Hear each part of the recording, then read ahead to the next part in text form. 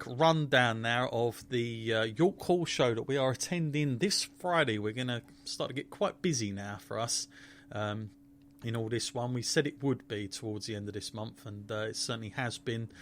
On this one, Matt, how are you? I mean, we said a couple of weeks ago, this is the one we're mostly looking forward to. Obviously, we're getting close to it now. You pumped as a fan of going to this one, York Hall? I just love the venue, to be honest with you. Yeah.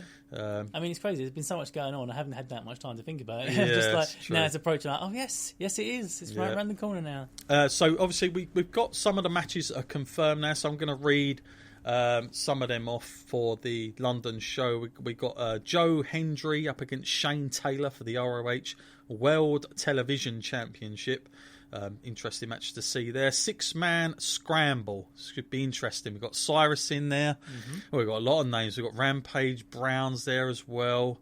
I mean, it's pretty. I mean, a scramble match, I'm guessing, is that like a WWE version scramble match? Or and Dalton Castle in there as well. Yeah. So this is definitely an interest. Such a mix of styles in there. Yeah, should be fascinating to see. And then we've got Jeff Cobb, who I'm a massive fan of, by the way, with Rush, who's Rush has definitely been getting the spotlight on him, hasn't he, of late? Like, I've not seen a lot of him, but he's definitely been putting in. And then we've got, of course, our man Marty Skirtle, who's gone from strength to strength, I'm guessing. He's now in a tag team, the Villain Enterprises there. That should be a great tag match, I'm guessing. Not like a typical WWE tag match, but a Ring of Honor style tag match is going to be very different. Kind of looking forward to seeing that.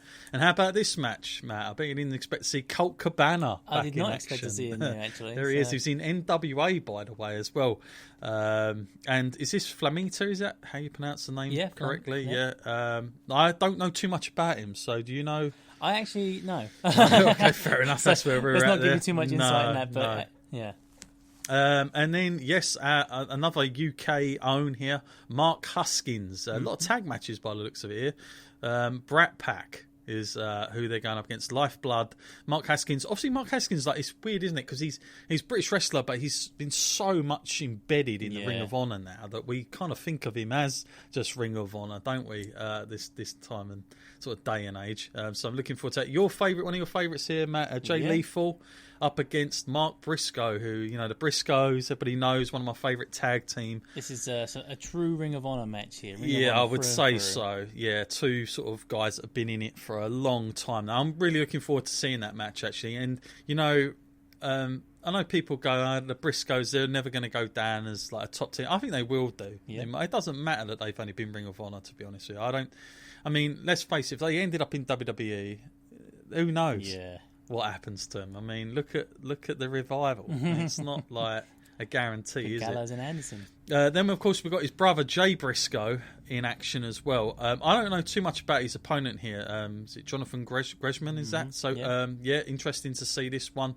I remember the Briscoes did singles matches last time they were over here as well. I think so. That'll be cool to see those guys there. You can see some quite fascinating interviews with them on camera. It's not a WWE scripted one, I'll tell you that much, in all this. And then another guys that we're quite familiar with now from Progress Wrestling, Matt, Aussie Open, that have been making certainly a lot of waves.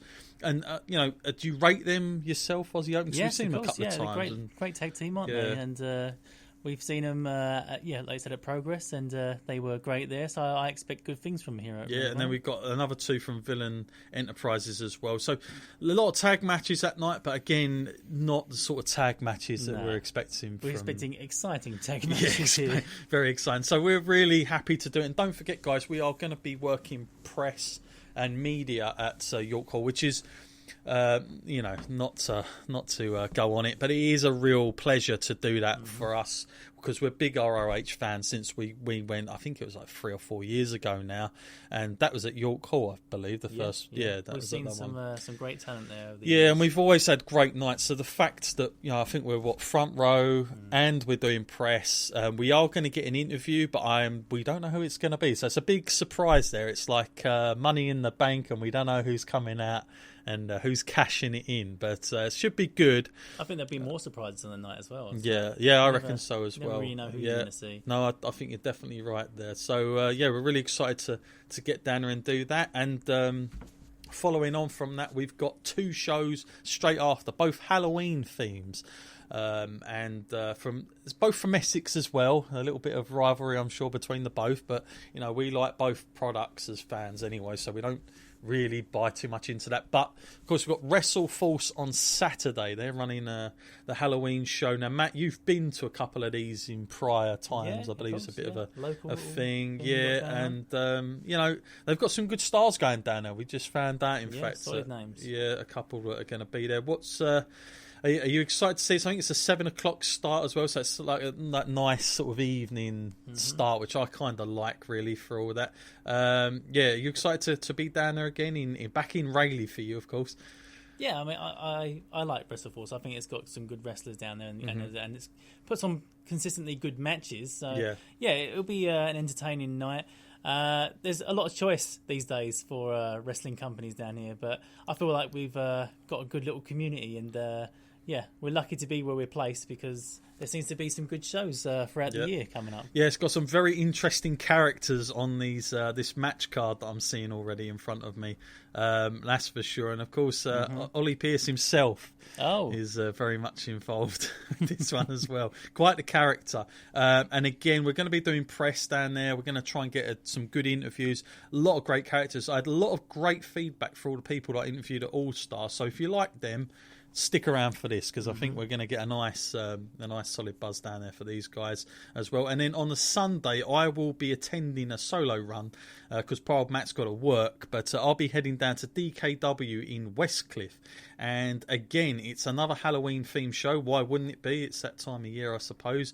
We've got a few of our sort of familiar favourites, and want to plug it whilst we're here. Taylor Essex will be there that night. He's going to be doing some stuff, and just want to plug that we have just finished doing an interview earlier on before the podcast, and that's going to be available on Saturday on YouTube. So if you want to check out that interview, it's Taylor Essex and Jack Torino together, known as the Rebellion. And look, people that we have on here, I know everybody thinks, we're going to plug them only. Look, I've seen these guys at least 3 or 4 times now. And I've not seen them in tag team matches, but I've seen them in solo matches. They're really good. And sometimes you just know if, guys are going to get somewhere or if they're not. I think the fact they take so much pride in their work and they've got a really good mindset and outlook tells me that these two could be going places. I mean, definitely, especially in the UK scene. They're I would say they're very much on the hunt, Matt, for getting in at the sort of deep end of top tier British wrestling, and of course you and I went to the Clash of Champions where they were both featured heavily. What did you make of them, seeing them? I think you're right. I think you just know that about some people, don't you? They give off that aura, and you can tell their passion shines through in the business. So you see that in the interviews. I think that's what you need, isn't it? You need the combination. You need the talent and you need the passion for it. And definitely they've got that in bundles. So Taylor Essex will be defending his newly won British title match that we interviewed him on last time up against CJ Carter that night. And then we've also got the guy that told me to shut my mouth. I'm going to have to be very careful around him again, aren't I? Sam Dufresne up against Jaden Williams. Trick or Treat, DKW Academy. And if you want to find out about them, just go to DKW shows. They've got a website there. They've got a Facebook page, DKW Academy even. And WrestleForce UK is to where to get tickets. So if you're living in Essex, you want to do something this weekend, take the family, great deals down there. Head on down. It's great family entertainment. No problems there with that one. So, Matt, I think it's about time we go and start with these questions, if that's cool with you. We've got a few of them. I haven't been able to get through everybody's. I think the bulk of today's was all about the game. So, not surprised. Yeah, I'm not surprised either. I do feel for lots of people that have had problems there with that. No doubt about it. So, okay, let's start off the bat then. I've put this into my phone. So first question from Shane Arnold. Why is it now that WWE seems to have gone away from unique crowd chants to ones they seem to want to have control over?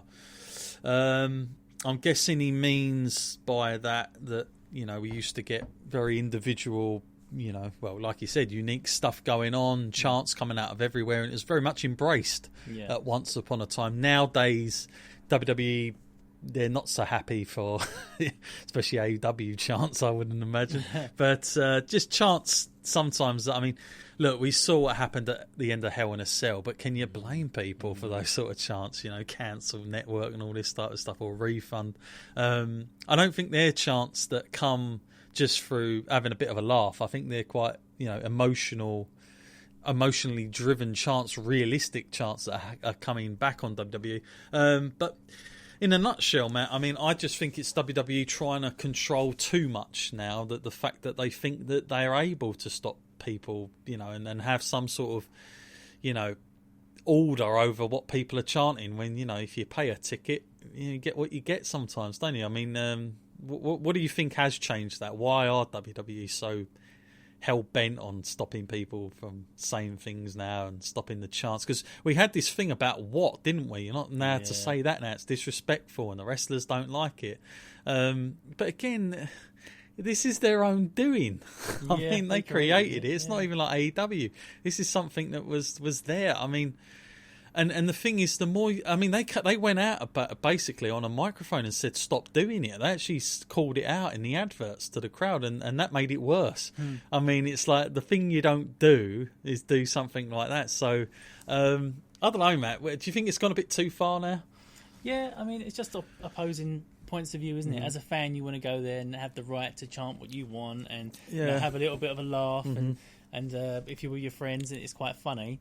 But from WWE's point of view, you're just making a mess of the show and not presenting their wrestlers in the light that they want them to be presented in.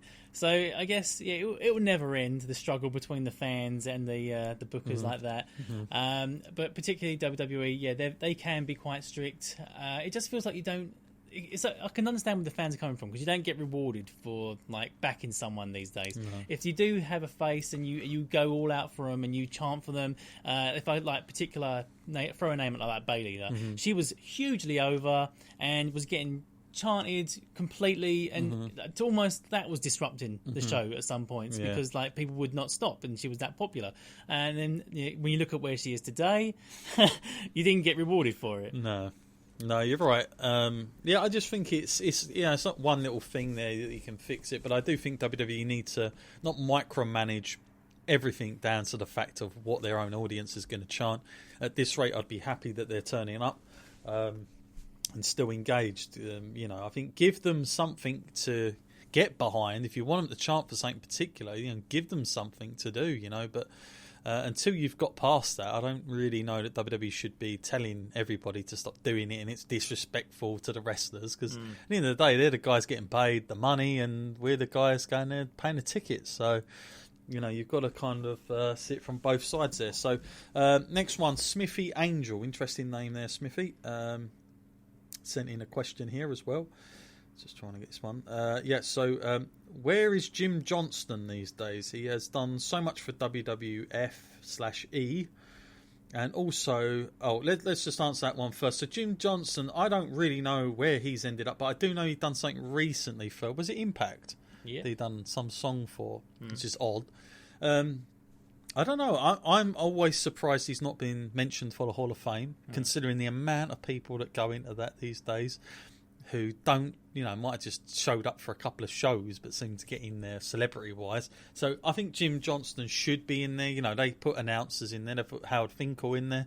Jim Johnston is as much a part of WWF as those guys. Very influential. Some of the songs he's wrote for, like The Undertaker, Vader, one of my favourites, Sid, Austin. I mean, there's loads of wrestlers that have come off from that, and he was so good at sitting down with performance and getting the character and then embracing it into a tune. I actually think they could do with someone like him around now, because a lot of the music sounds the same. I think he was quite good at distinguishing who was who. Like the first couple of notes, he said you should be able to know who it is. And not to say old music's bad, but it's not as good as it has been. So I'm surprised actually someone like AEW hasn't reached out, or other promotions, quite frankly. But Maybe he doesn't want to do it anymore. Who knows? But I really do think he should be in the Hall of Fame. I mean, like, come on. So yeah, that's it from him. And he also writes, what will the BT Sport move mean to WWE in the UK, if any, from